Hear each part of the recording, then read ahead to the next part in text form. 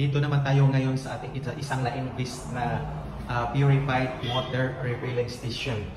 Itong system na to medyo hindi na nag-operate for how many months because there is a lack of supervision.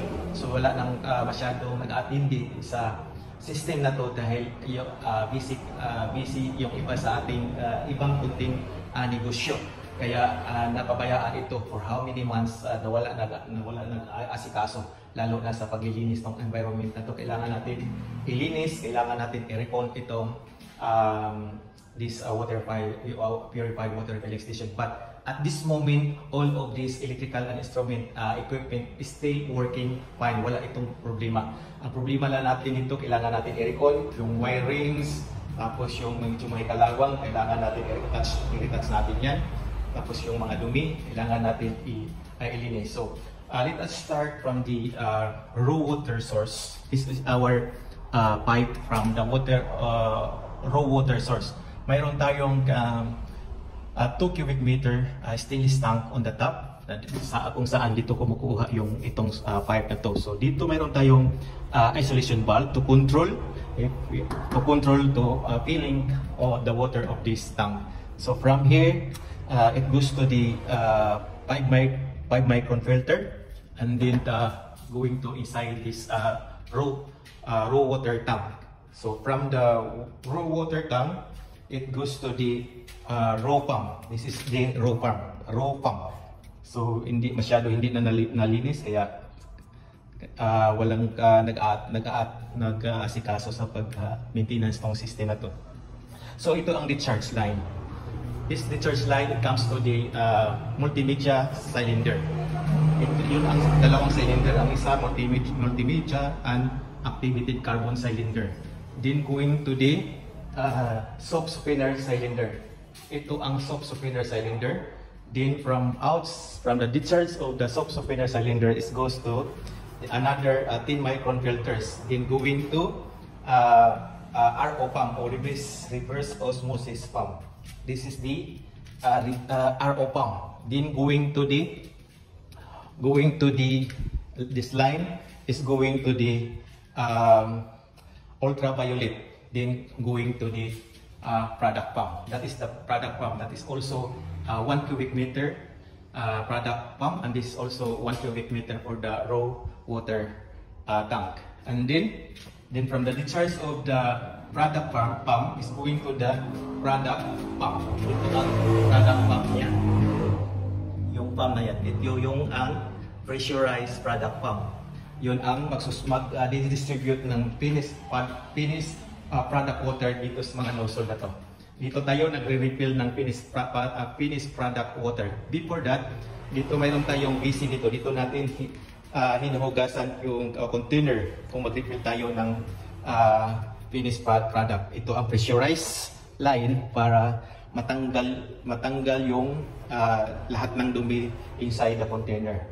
So this is the facilities of our water refilling station.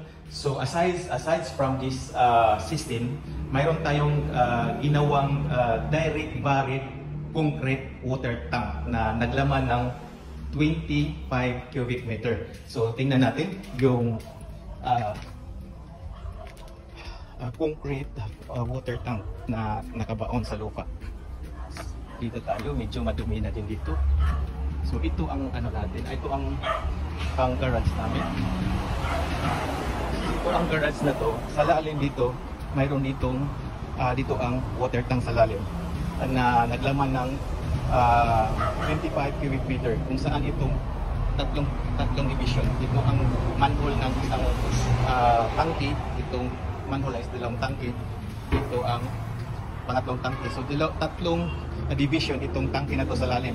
So sa tatlong tangke naglalaman siya ng 25 cubic meters. So dito naman yung ano natin, yung pump. Yung main pump natin nagsusupply doon sa taas. Doon sa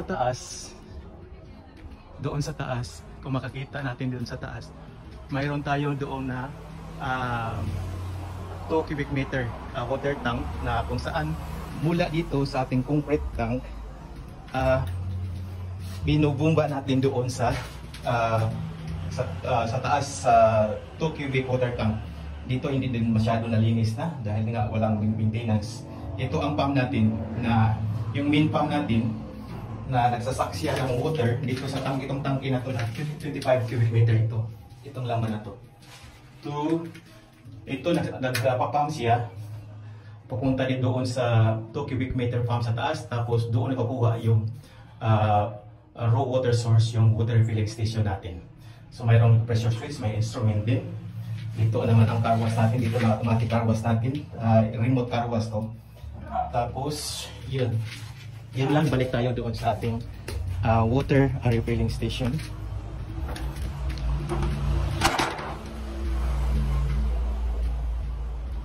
Balik tayo.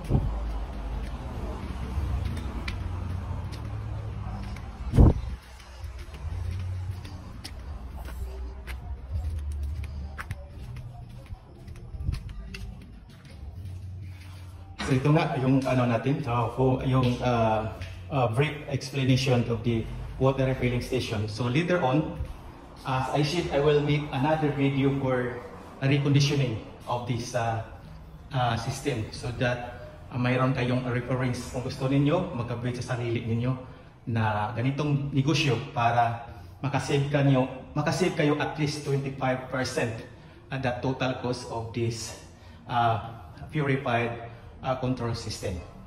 Daghang salamat, og don't forget to like and share of this video.